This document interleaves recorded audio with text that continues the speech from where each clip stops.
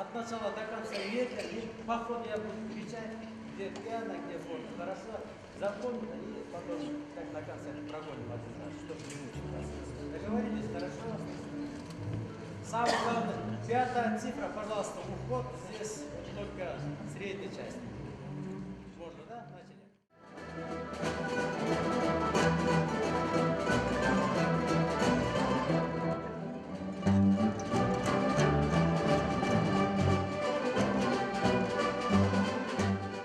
Bakın Teligede, Bişkek Kalası.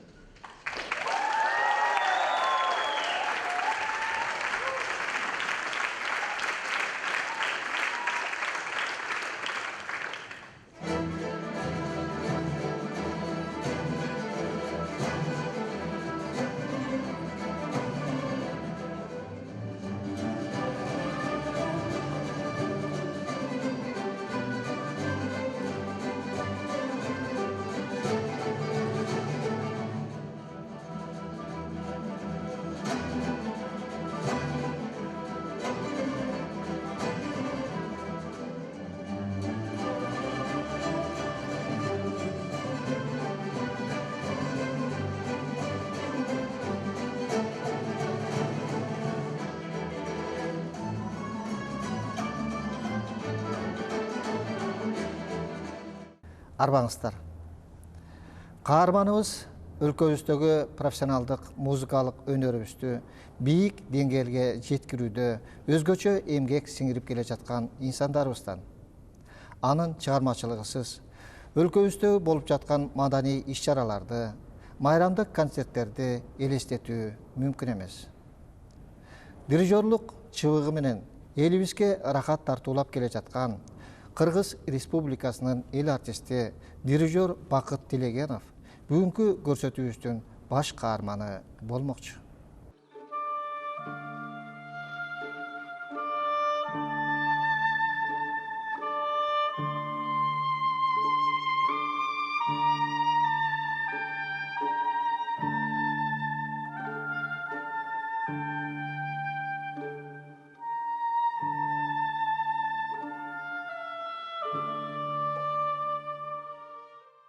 Мен өзім Жуңгалда төрөлүп ошақтан өсіп чоңойгон. Ата-энем 11 бір туған болдугула эми турмуш деген бирөөнү эрте алып коет экен, бирөөнү кеч алат дегендечи маңдайга жазганда көрөт экенбиз деген ортодо оор жоготуулар болду. Көпчүлүгү ата-эненин көзү өтүп кеткенден кийин кап тигини кылып берсем болмок, муну кылып берсем болмок деп айтат. Мен ал сөздөн алысмын деп эле айтам.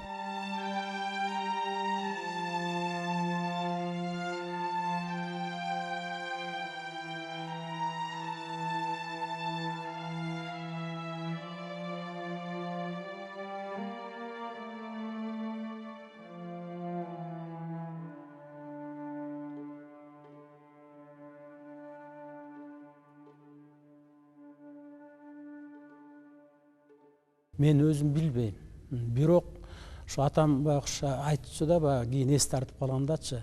Сен тилиң чыгып бирок ошо сүйлөгөн сөздөрүм өткөндө кийин чоңойгондо чоң музыкант болом, шаарга барып жашайм, үйүм болот, анан машина менен сизде апам экөөбүздөр айылга алып келип турам деп айтчысың дейт да. Бирок мен өзүм эсимде жок аны айтканымчы. Анын өзү баягы комузда мандолинде бир ойноп кала турган эмелер менен эсимде бар. Мен ушу кичинекейинен бери жакшы билем. Бир айылда өскөнбүз, кошуна да турабыз. Анда албетте мен кичине улуураак элем, бир 4-5 жаш.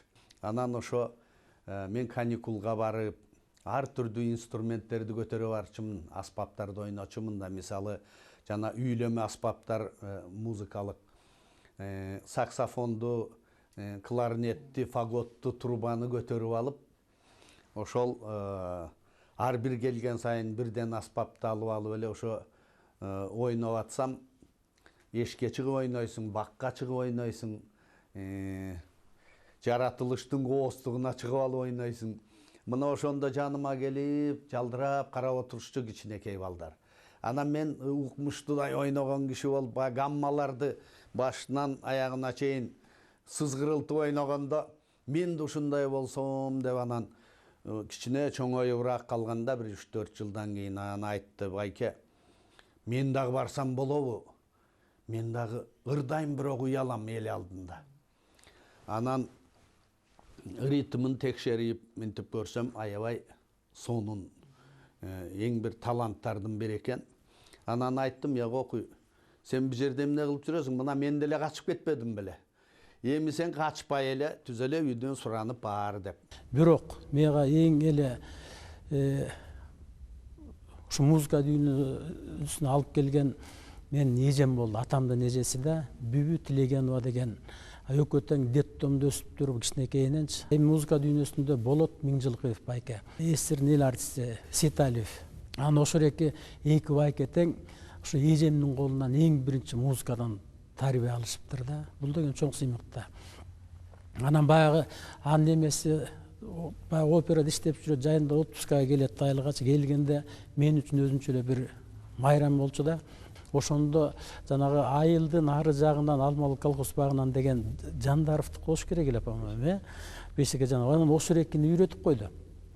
Анан 15 күн жайлоого кетип калды. А мен 15 күндүн ичинде эми калып айтпайм деле го деп ойлоп атам. Ошо баягы билген эмелеримди ошо подбирать этип ойноп калдым комустачы. Келгенден кийин жанагынтип ойноп атсам, пас алып кетип калды. Мен жыргап чемоданды алып келди. Иш кылып, кыскача айтканда ошо азыркы Муккаш Абдыраев атындагы музыкалык интернатка өткөрүп койду. Бирок ошо эң негизгиси, эми кичинекей балдар мына азыркы учурда деле баягы обондорун билет да баары элечи. Мен ошолорду да билем. Андан башка бир ажайып шумдук музыкада ошол экени радиодон чыккандан кийин барып тыңшап, же бирдеме болуп ушундай каерден укпайм, тим эле ушундай ичим тим эле шумдук болду элечи. Анан билбейм эмне музыка экенинчи. Анан ошо каяктан укпайм десем, ошого тим эле эметип калчумун. А кийин көрсөм, мен ошол эки Моцарт экен, ошо Бетховен, ошо Бах, Вивальди экен. Мен ошого чейин таң калам да.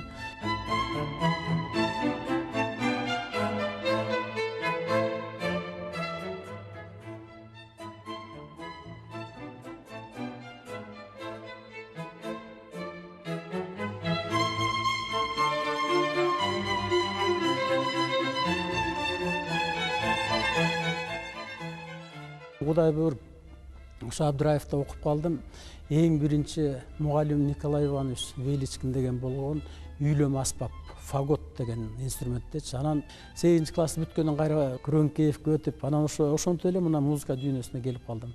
Биздин искусство институтуна тапшырып калды. Мен андан секретарь приемный комиссиясынын ректор Давлес болуш керек эле, Насыр Давлесович. Ал киши аябай түшүнүктүү, кенен белең киши эмес беле. А мейли таланттар болсо, аларды өзүбүз, балдарды өзүбүз тарбиялап, өзүбүз уядан учурганыбыз жакшы го, мейли келсин деп. Бир орун коюп туруп, ошондон кийин анан кабыл алдык элек. Анан мынакей Татынакка окуп жүрүп эле, студент болуп жүрүп эле, эл аралык конкурстарга катыша баштады. Алматыга барып биринчи место алып келди, духовиктердин арасынан. Эл аралык конкурста айтыш, бул республикалык эмес, эл аралык конкурс. Эми шаарда болгон көптөгөн республика конкурстарга катышып баштадым. Анан Кудайдын буйругу экен, ар бир катышкан конкурста экинчи эмес, жалаң эле биринчи премияларды алып жүрүп аттым. Анан ошо 17 жашыман баштап биздин улуу менин агайым Асанкан Жумахматович ошол экинин оркестрине барып, жап-жаш бала болуп иштеп баштадым оркестрдечи.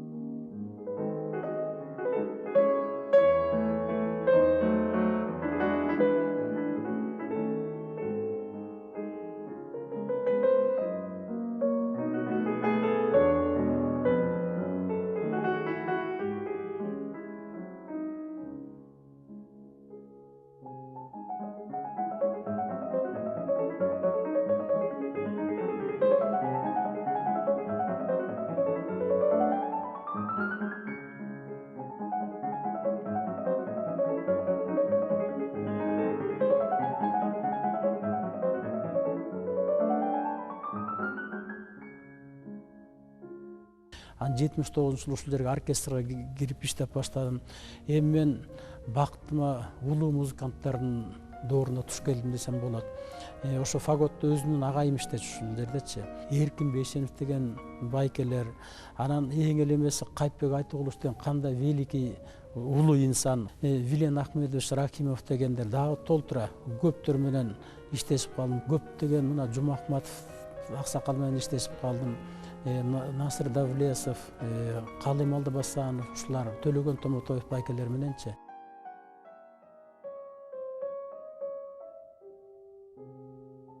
Ташкенттен, башка шаарлардан бүтүп келген дирижерлорубуз болду. Азыр алар жок да, мындайча айткандачы. Анан ошолор келгенде ачык эле айтайын, оркестр адамды өстүрүп коет, оркестр адамды талкалап коет десе болот, чын делечи. Анан ушу оркестр такыр тигилер иштей албай коюшту. Бир күнү келиптир Мурат байке, мен оркестрде отуруп дейт, дирижерлордун дирижировать этип атканын көрүп, анча-мынча көңүлүм толбой ушинтип атат. Мисалы, могу жеринде момунтсе минтет эле да, тиги жеринде тигинтсе болот эле да. Дегенде мен айттым, окуй, дирижерлукка барбайсыңбы сен? Көңүлүң барбы десем, ой, ушу көңүлүм барда эле, бирок көрүп эле турам. Ан үчүн окуш керек да, деди. Анан анда окуп ал. Деп анан кийин мынакей Асанкан Жумахматовичте көнүгүүлөрдү жасап, окуп, чокуп, сабат алды. Андан кийин дирижерлукка эмне кылабыз дегенде, ошондо Чолпон байке министр болуш керек эле. Анан өзүбүздүн балдардан көрөлү деп эметкенде, кимди дегенде, анан баары жерин алып караса, бүт жерде эле Бакыт Тилегенов депчи, как музыкант катары чакырып, Бакыт дирижер болду деп айтты. Бирок мына куттуу жерде турам, мен дирижер болом деп өмүр оюмда жок болчу.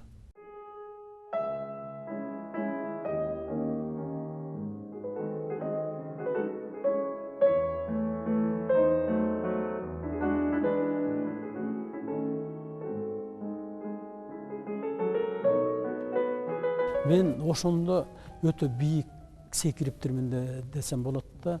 5 күндөн кийин эме Амировдун 1001 түн деген балетине чыгып атпаймынбы? Ошондо спектакль бүттү, мен оркестрге дагы эле ошо башын дийем, оркестр алып чыгып кетти го деп ойлойм да, негизичи. Андан ошондо эстердин эл артисткасы Айсулуу Токонбаева келип туруп эртеси оркестрге айткан сөзү, мына бул жаш адам дейт, мен деле мындай эметпейт да. Жаш адамдан мен бир башкача бийлегендин таасирин алдым. Ушундай музыка кубулжуп, эме коштоп атпайбы, ыраазымын деп айтып кетти. Анан будар ошондон эле башталды пультка турганым.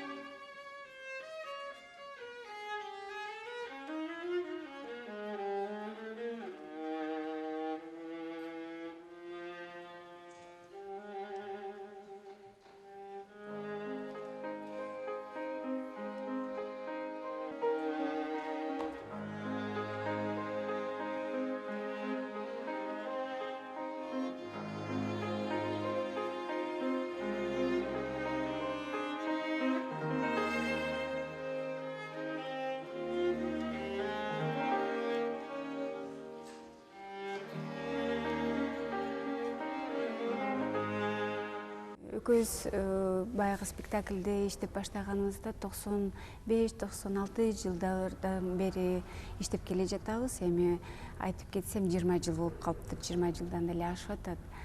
Анан кийин бүт спектакль опера балет театрында бүт спектакль классикалык спектакль балеттерди дирижировать эткен. Ошол эле Акку Чайковскийдин Акку деген балет спектаклин, ошол эле Адан композитордун Жизель, ошол эле Хачатурян Спартак, анан кийин Дон Кихот, Корсар, бүт ошондой спектакльдер менен чогуу болдук. Мен көптөгөн спектакльдерди коюп турмун да. Анан балеттин баардык репертуар, операны, анан чет жактан келгендер менен канча иштешип жүрөм. Мисалы үчүн Сергей Филин жанагы Лебединое озеро бар го, ошондо азыр чоң театрдын Россиянын баягы көркөм жетекчиси, баягы көзүнө кислота чачылып, ошол киши спектаклдин астында жолугушуп баягы сөз менен сүйлөшүп алдык да. Анан айтты, ошо бүткөндөн кийин кучактап туруп, маэстро дейт эме как будто 100 лет вместе работаем деген эмеге келдим депчи. Рахмат деп айтып кетти. Өзүм дагы ошол эң биринчи жолу театрга солист болуп жана угууга келгенде ошол Бакыт байке дирижерлук кылып бергенде мен ошондо Регелат операсынан Эргелеттин ариясына, анан Травиат операсынан Жермонун ариясын ардагам. Мурун мен өзүм жеке концертимди бердим. Ошондо да кайра эле кайрылдым маэстро Бакыт Телегеновго. Келесизби келип мен ушу концертимди өткөрүп дирижерди этип жардам бересизби десем эле эч ойлонбой туруп эле ооба Айзадачка келем, эч сарсанабай келем деле. Залдан ушу айтып көрсөм бир айдын ичинде чыккан жок. Мен менен чогуу болду. Мен каяка бассам мен менен чогуу болот. Эмнени билесем баардын карап, бутумду карап, кандай кыймылдайм, кандай тегеренем, кандай секирем, бүт баардын ушу өзүнүн эстеп калгысы келет. Эмне дегенде кийин оркестр менен кошулганда балет ошондо бүт баардыгын эстеп, темптердин баардыгын сактап мага жардам берет да, аябай жакшы жардам берет.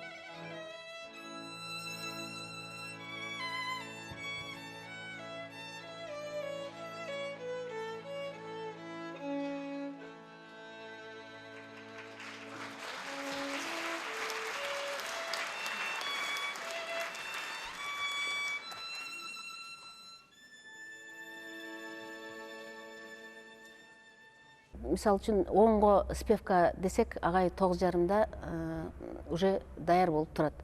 Кээде өзүбүз уялып калабыз, агайдан кечип келсекчи, анан орусча айтканда пунктуальный деп коет да. Анан ар бир нота менен иштейт. Мисалы үчүн жөн эле өтүп кетпейт да. Ошол нотаны ийине жеткизгенге чейин иштейт да. Анан кээде ыйлатканга чейин барат. Кээде жумуш ошо менен кызык да, ошо менен профессионалдуу жумуш ошондой болот. Дирижерлордун бөлүнгөн жагы өтө көп экен. Мисалы үчүн баягы 5 кол бирдей эмес дейт. Себеп деген балетти баягы дирижировать эткен адам операны көп түшүнө бербейт да. Бул тастыкталып турат.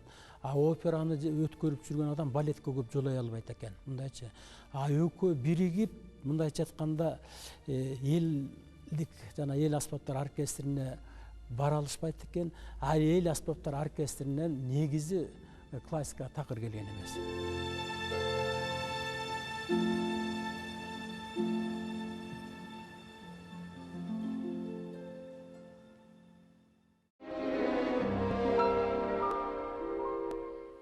Орозов оркестрине башкы дирижер болуп да турду. Ошонун учурунда кандай өнүктү эле.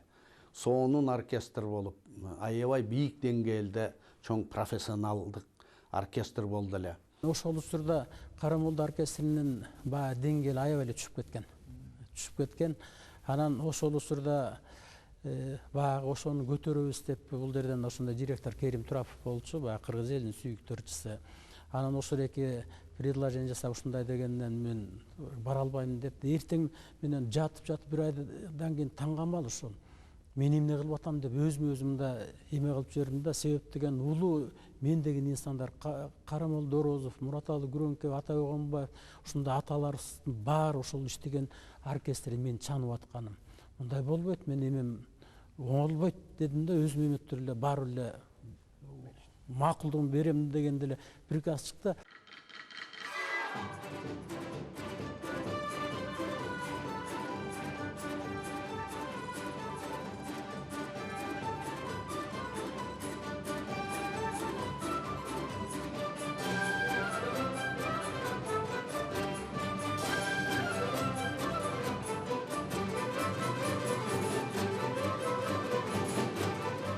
Кытайга жакшы барып келгенбиз, негизи аябай өтө катуу өтүп келгенбиз. Анан аябай бизде өтө бийик деңгээлде тоскон. Кытайда дагы негизи богуреки эл аспаптары боюнча же болбосо фольклор боюнча бүт дүйнөдө ошол музыканы аябай жакшы баалашат да негизи. Аны биз аябай жакшы өтүп келгенбиз, бийик деңгээлде.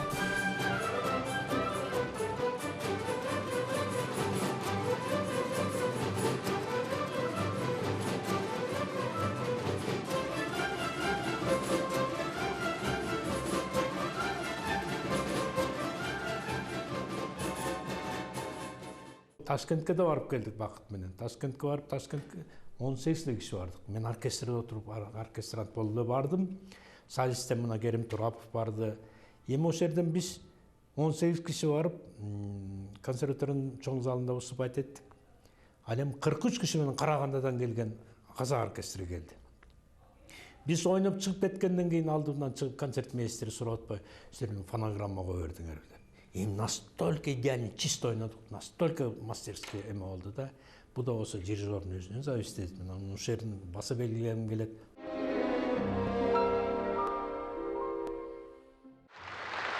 Сахнада Бишкек шаардык мэриясынын жана Кыргыз улуттук консерваториясынын эл аспаптар оркестри. Оркестрдин башкы дирижеру, Кыргыз Республикасынын эл артисти, Кыргыз өкмөтүнүн мамлекеттик жаштар сыйлыгынын ээси, республикалык жана эл аралык конкурстардын лауреаты Бакыт Тилегенов.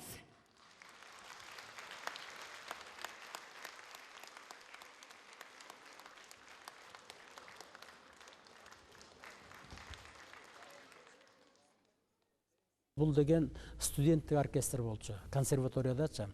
Ошо консерваторияда акырындап баягы өстүрүп дегенде болуп отуруп, азыр эми Кудайдын кулагы сүйүнсүн бүт эле жерде биздин оркестрге кайрылышып атат. Жаңыча бир реформаларды жасашыбыз керек болду. Мына жаңы оркестр ачып, мэриянын алдында сонун эл аспаптар оркестрин ачтык элек. Мына бүгүнкү күнү ошону башында турат.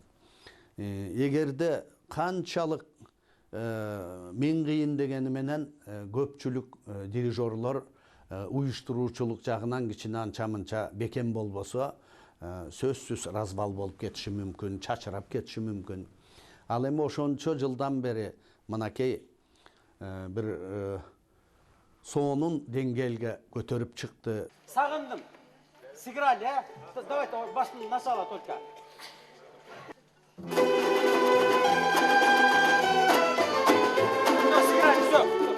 70-80 коллективде артист, музыканттар, солисттер ошонун баарын жипке тизгендей мончоктой кылып алып жүрөт да. Мен ошол жагынан аябай мындай бир жагынан таң калам, бир жагынан суктанам ушундай агайдын ошондой таланттуулугуна. Себеби адамгерчилик бир жак болсо, кесип жагын чыгармачылыгың бир жак дегендей, агайдын профессионалдык деңгээли өтө жогорку деңгээлде. Ошол Дүкө болгон светин көргөч, пожалуйста. Иштерден ойлоп атат, туура жеңдик.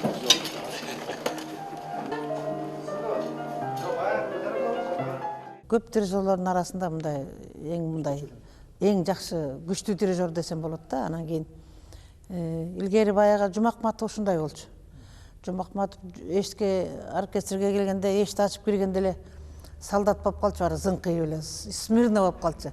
Менин оюм боюнча бул чыгармачылыктын баягы башында болуп аткандан кийин өтө таптакыр эмес, бирок бир какой-то процент диктаторлук керек деп ойлойм. Ансыз уже жумуш болбой калат. Бар тең ата болуп калат да. Бирок диктатор болуш үчүн сен ошол эркинден жогору деңгээлде болуп турушуң керек. Агайдын дагы бир сапаты бир жиннет ийип же болсо бир жаман көрүнүп калган болсоң кечирбей коюшу мүмкүн да. Ошонун биз өтө этият болом. Мен мисалы этият болуп ушу агайдын айткандай болсок, себеби талапты ошондой коет, ошондой шарт түзүп берген. Ошол убагында келбей калсаң, 1 минут кеч калсаң дагы өзүңдү күнөөлүү сезип, агай урушпайт деле бизди. Бир гана очкисин монитор бир карап койгондо болду. Жердин кайсы жери ачылса ошол жерге кирип кетсем экен деп ойлонуп каласың да.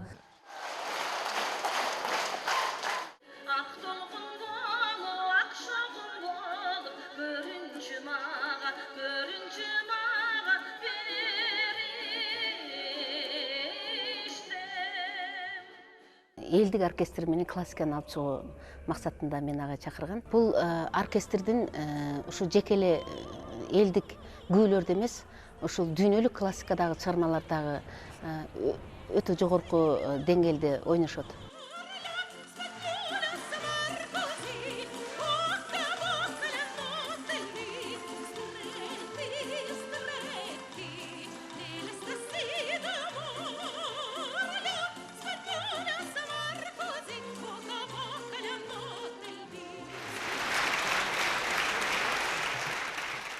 Мисалы менин мынал чыгармачылыгымда дагы чоң өсүүлөр ушул оркестр аркылуу болду десем жаңылышпайм. Себеби агай аркылуу агайдын жардамы менен оркестрдин коштоосу менен ырдоо менин эң кичинекей убагымдан берки эң сөөм тилегим болчу. Ошол тилегиме жетип азыр оркестрде ырдап жатканда айтам, кандай бактылуусуң деп өзүмдү ушунчалык канат бүтүп бир асмандын бир 7-чи кабатында жүргөндөй сезем.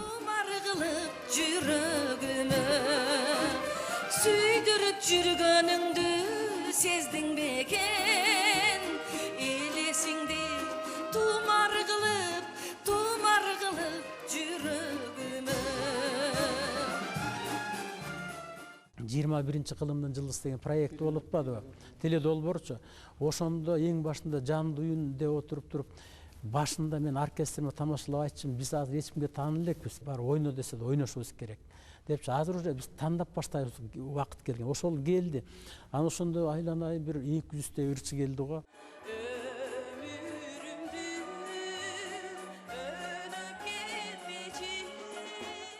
Оркестр менен чогуу жүргөнүбүздө мисалы мына түштүккө канча жолу барып келдик. Ошондо жолдо кетип атып чогуу биз менен айырмаланып, мен жетекчимин деп өзгөчөлөнбөйт. Чогуу эле жүрөбүз, чогуу эле олтурабыз. Ош жергесинде көп жылдан бери барбаптыр да оркестр, онда эле биз барганда мына 2-3 жыл катар барганда тим эле шундук. Ошол жерден кетирбей, где-то 2-3 сааттык концерттер болсо дагы кетирбей, эмне үчүн ас деп атканы. Жалал Абад жерин, андан кийин мына Нарын жергесин бүт кыдырып чыктык.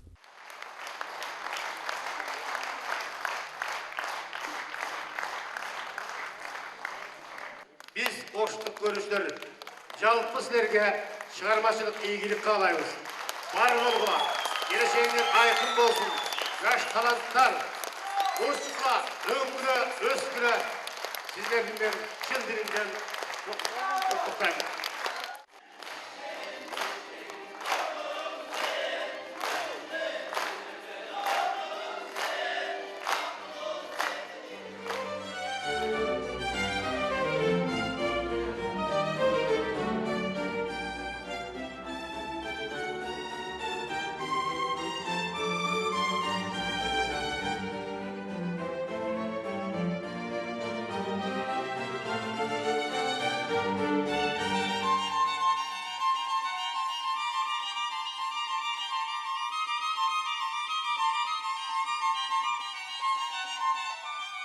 Бакыт байкемден дагы көп гастролдордо болдум.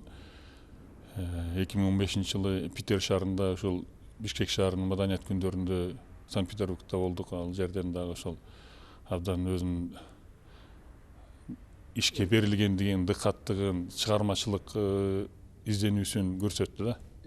Эл аралык деңгээлде ошол народный оркестр менен дүйнөлүк классикалык чыгармаларды ойноп, андан сырткары орустун романстарынан бери орус элинин мындай аспап үчүн жазылган чыгармаларынан бери ошол питерликтерге майрам тартып аладык десек болот.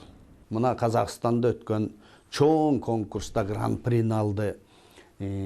Бүткүл Орта Азия кеп кыла баштады. Жаңы оркестр башталып атканда мен айтчым, булай акча төлөнгөн оркестр болот. Эң биринчи оркестр болот. Чет мамлекетке чыгып баштайбыз, гастролго барабыз. Анан конкурстар башталат. Ошондо тим эле деп ушул экинин баары тең баягы өз орду менен келатат деп ойлойм. Өткөндө эле мен тиги Талдыкурган шаарында эл аралык дирижерлордун жанагы ырчылардын классический конкурсу болуп, ошака мен жюри катары чакырылдым да. Анан баргандан кийин абдан жакшы, өтө жогорку деңгээлдечи. Алардан көрүп келип атам да кандай требования керек экен. Махаббат ким болса Средна Манрика, бал буравым бар, бал буравымда енді осы қазақ туысқандарда ойнап берелі деп бесек тағатша. Буравы, ана неме, Средна Манрика, мақұл бұ, жана емесінде екіні қайталастен қолы қарап қойылар. В общем, сөйлестік, мақұл бұ, давайте настраиваться. Начнем, пожалуйста.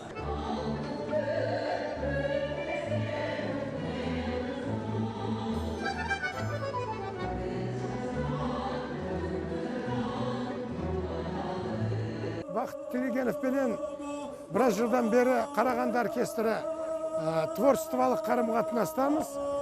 Бізге келіп 2 рет концерт беріп кетті.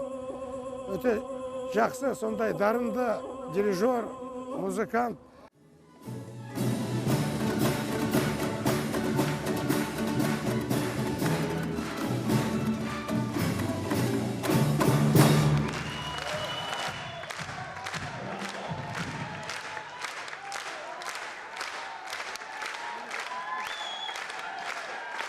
Дирижер Бақыт Тілегенов. Бақыт өте келешегі мол, үлкен творчестволық тұлға. Бақытқа мен табыс тілеймін, әріптесім ретінде жалпы.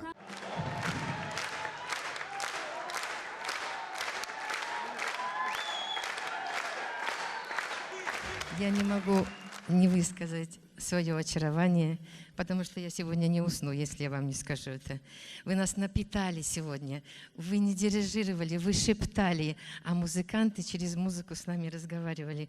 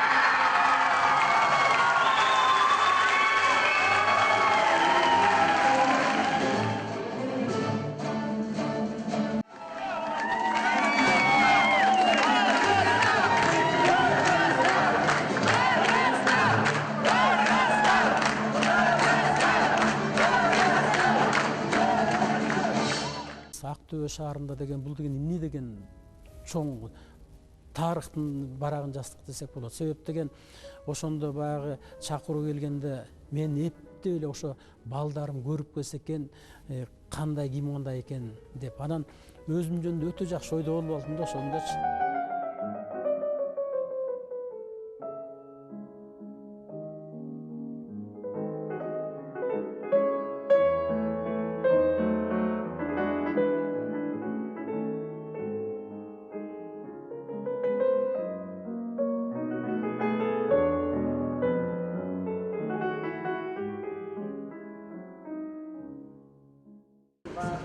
Kırgız Kazak'ın bildiğinden %100 en жақын адамдар бар, Қазақ Кыргыз деп. Аны әрбір сөздің үстінде түсінікті болатпайды. Кеше туыстар эме Қазақстанда, Кыргызстанда ноталар окшош деп.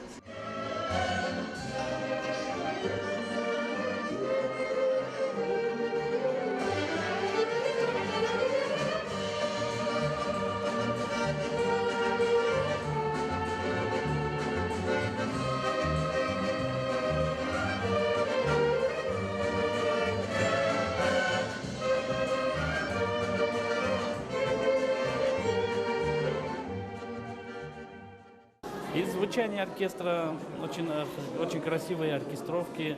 И самое главное интересно, Бақыт Тілегенов, он очень профессиональный дирижер, который, вот мы сидели Аксакалом из Казахстана, Каиргали Агаем. Мы сидим и говорим, он оркестру не мешает. он дает возможность, точно показывает, ну, некоторые бывают дирижеры, сами себя там показывают, а здесь, да, а он оркестру в нужный момент показывает, отдает возможность играть оркестру. Биздин ошо оркестрдин профессионалдуу оркестр экенин байкадык. Себеби ошол жерде биздин оркестр гран-прини башкы байгени алды. Ошо оркестр эле албастан ошол оркестрдин ичинде ырдап барган солисттер дагы биз лауреат болуп келдик. Гүлнара Өмүрзакова, Улан Качкыналиев, Мунарбек Чобиев, мен, ана Залина Касымова. 5 солистибиз лауреат болуп келди. Бул дагы бир чоң жетишкендик деп ойлойм. Ал жерден өмүрү биринчиликти эч кимге бербептир. А биз биринчи эмес гран-прини алып келдик да. Мына тастыкталып турат. Бүт концерттерге барып жүрөт. Ошо мен ойлойм, дүйнөлүк мировой ушул классика түрткүн болот да. Эмне дегенде ал эң биринчи болуп атпайбы? Биздин жана эл аспап бүт музыка чыгармачылыкта ушу жардам берет да, чыгармачылыккачы профессиональный ушу бийик деңгээлге жеткириш үчүн.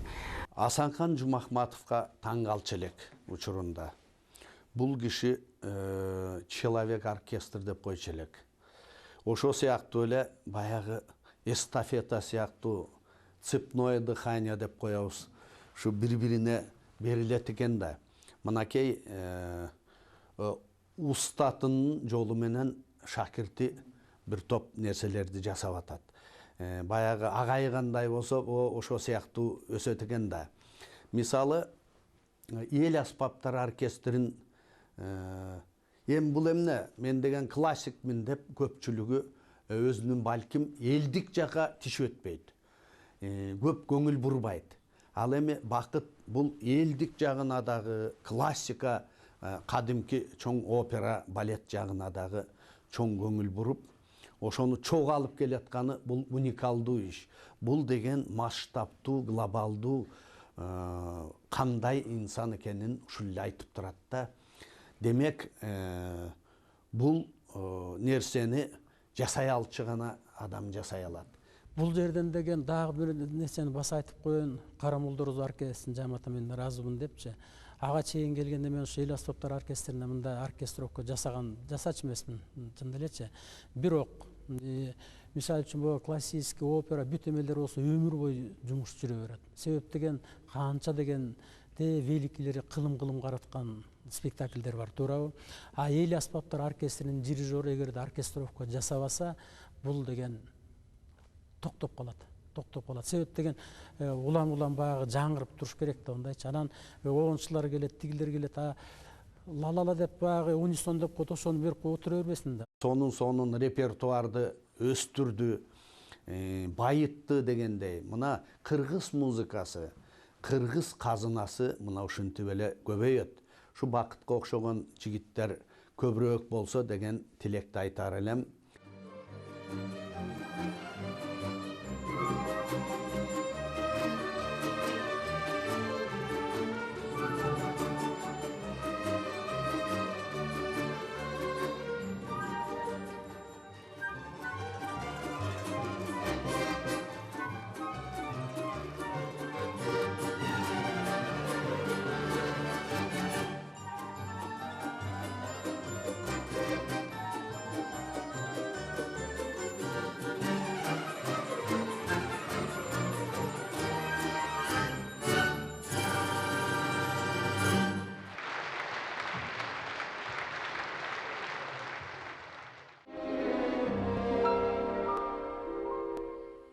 Өзүмдүн жеке турмушумда болсо, баягы турмуштун эмесин баш ийбей койбойт экенбиз.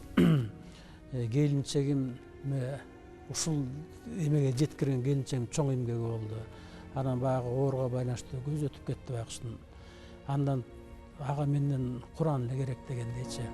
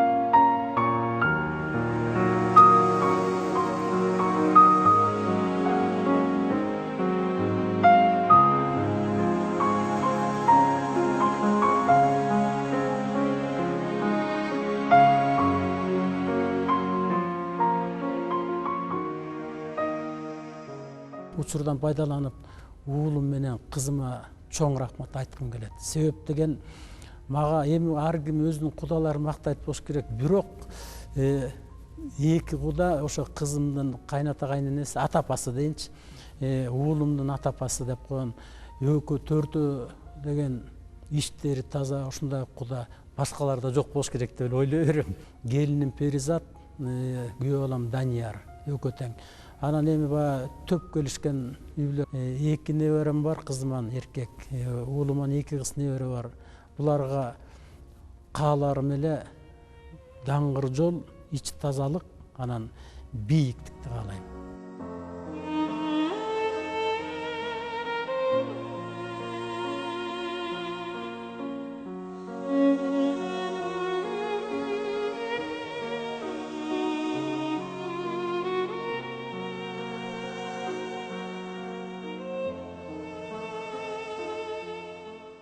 Кечинде келгенден кийин эмнени аткардым, эмнени аткара алган жокмун. Кимди көңүлүнө ортуп койдум, кимге мактанып койдум, кимге керсеп койдум. Ушулар менен анализдейм.